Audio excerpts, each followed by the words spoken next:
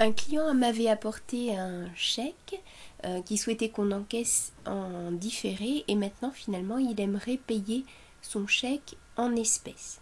Simplement, le chèque qui avait été enregistré a fait partie d'une clôture comptable, donc il devient impossible d'en modifier le mode de règlement ou d'en modifier encore la date d'encaissement souhaitée. Dans ces cas-là, ce qu'il va falloir faire, c'est rejeter le paiement pour enregistrer le nouveau règlement qui va être fait aujourd'hui. Donc, je viens ici dans l'historique des règlements de mon client. Je vais effectivement repérer qu'un des chèques n'a jamais été encaissé, c'est normal puisqu'il s'agissait d'un chèque différé et que le client souhaitait qu'on prenne à une date ultérieure. Donc il avait été noté non encaissé, avec une date d'encaissement prévue pour le 30 avril. Et finalement, le client préfère le régler en espèces. Donc je peux cliquer ici sur le petit stylo pour retourner dans le règlement. Et si je regarde bien, comme il s'agit d'un règlement intégré dans une clôture comptable, il n'est plus possible de modifier ni le mode de règlement, ni la date d'encaissement qui était prévue. Dans ce cas, ce que je vais faire, c'est que je vais rejeter le paiement et je vais indiquer ici qu'il s'agit par exemple d'échange d'un chèque différé pour des espèces.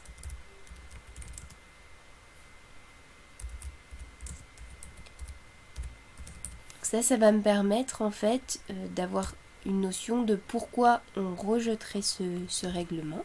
Donc je vais décider de rejeter le paiement. Ça va me créer l'équivalent d'un paiement inverse de ce qui avait été fait. C'est-à-dire que je vais créer ici un règlement de moins 21 € en date du jour en chèque.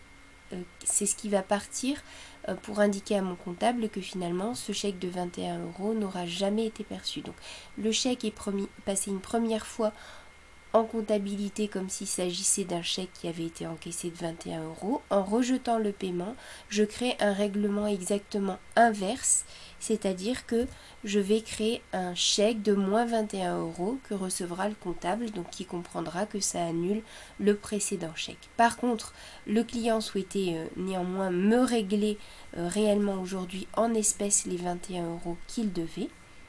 Donc je vais pouvoir retourner dans la visite qui correspondait. Donc je reviens ici dans ma visite pour laquelle je devais prélever normalement 21 €. Je vais cliquer ici sur les règlements et je vais indiquer que je fais aujourd'hui, j'ajoute un nouvel règlement en espèces de 21 €. Donc je clique ici sur un mode de règlement en espèces de 21 € que j'enregistre à la date du jour. Donc ce client finalement aura un chèque de 21 € qui était antérieur, qui n'aura finalement pas été enregistré en tant que chèque différé, qui aura été annulé par le rejet de paiement que je fais aujourd'hui.